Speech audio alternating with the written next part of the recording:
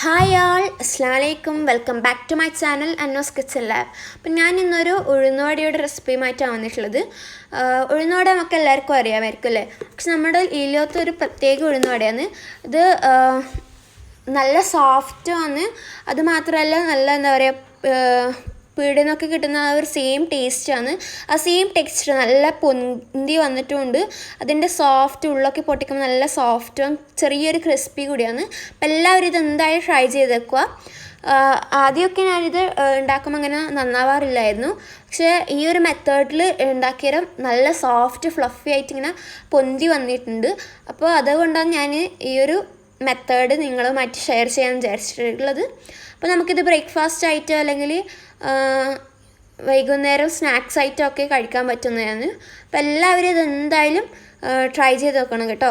അതിനു മുമ്പായി എല്ലാവരും സബ്സ്ക്രൈബ് ചെയ്യാനും ബെൽ ഐക്കണിൽ ഓൾ എന്ന ഓപ്ഷൻ വെക്കാനും മറക്കല്ലേ.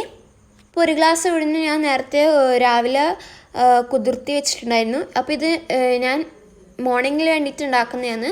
അപ്പോൾ നമുക്ക് ഇതൊന്ന് രാത്രി ഇതൊന്ന് അരച്ചെടുക്കണം. അപ്പോൾ അങ്ങനെ കുറേ വെള്ളം ചേർക്കേണ്ട, നല്ല ഈ ഒരു കൺസിസ്റ്റൻസിയാണ് നമ്മുടെ മാവിന് വേണ്ടത്. കണ്ടോ, ഇത്രയും തിക്കായിരിക്കണം. അപ്പം നമുക്കിതുപോലെ തന്നെ ഉഴുന്നിങ്ങനെ കട്ടിയിൽ അരച്ചിടാം. അപ്പോൾ നന്നായി മിക്സ് ചെയ്തെടുക്കാം. ഞങ്ങൾ രാവിലത്തേക്ക് ഇത് ഉണ്ടാക്കുന്നതെങ്കിൽ രാത്രി തന്നെ ഇത് അരച്ച് വെക്കുക. വൈകുന്നേരത്തേക്കാണെങ്കിൽ ഇത് രാവിലെ അരച്ചാൽ മതി. അപ്പോൾ ഉണ്ടാക്കുന്ന സമയത്ത് ആവശ്യത്തിന് ഉപ്പ് ചേർത്തെടുക്കുക. പിന്നെ ചെറുതായിട്ട് പച്ചമുളക് അരഞ്ഞത് ഇതിലേക്ക് ചേർത്തെടുക്കുക. ഉള്ളി ചെറുതായിട്ട് മുറിച്ചത് ഇതിലേക്ക് ചേർത്ത് കൊടുക്കുക.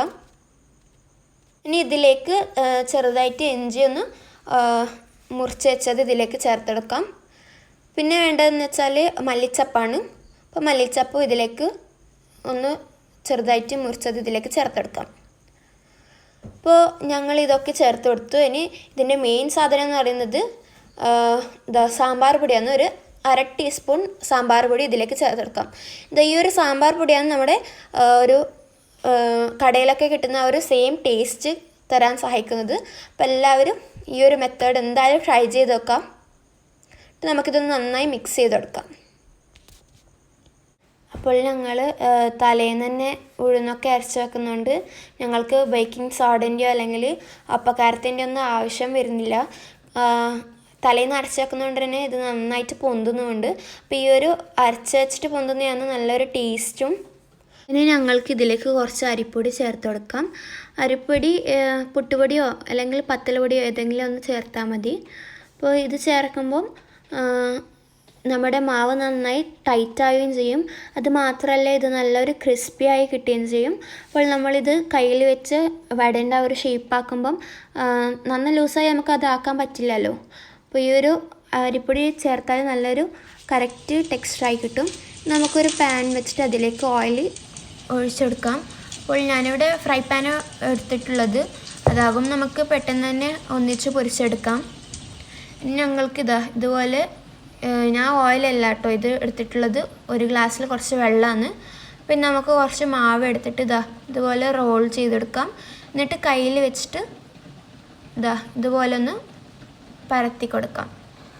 എന്നിട്ട് അതിൻ്റെ നടുക്കൊന്ന് ഹോൾ ആക്കി കൊടുക്കാം. എന്നിട്ട് എഡ്ജൊക്കെ ഒന്ന് ഫിനിഷിങ് ആക്കി കൊടുക്കാം. എന്നിട്ടൊന്ന് നമുക്ക് ഫ്രൈ ചെയ്തെടുക്കാം. നമ്മുടെ ഓയിൽ ചൂടായിട്ടുണ്ട്. ഇതിലേക്ക് ഇട്ടുകൊടുക്കാം. അപ്പോൾ ഇതുപോലെ തന്നെ നമുക്ക് ബാക്കിയൊക്കെ ചെയ്തെടുക്കണം. അപ്പോൾ നിങ്ങൾക്ക് ഏതെങ്കിലും ഡിഷിൻ്റെ റെസിപ്പി ആവശ്യമുണ്ടെങ്കിൽ നിങ്ങൾ എന്തായാലും കമൻറ്റ് ബോക്സിലിടുക. അപ്പോൾ ഞാൻ ആ ഒരു വീഡിയോ ചെയ്യുന്നതായിരിക്കും. അപ്പോൾ ഫ്രൈ പാനിലായിക്കൊണ്ട് നമുക്ക് പെട്ടെന്ന് തന്നെ ഇത് പൊരിച്ചെടുക്കാൻ പറ്റും.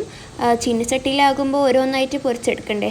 അപ്പോൾ ഇതൊന്ന് കളറ് കുറച്ച് മാറി ഇതിന് ശേഷം നമുക്കിതൊന്ന് അടിമറിച്ചിട്ട് കൊടുക്കാം.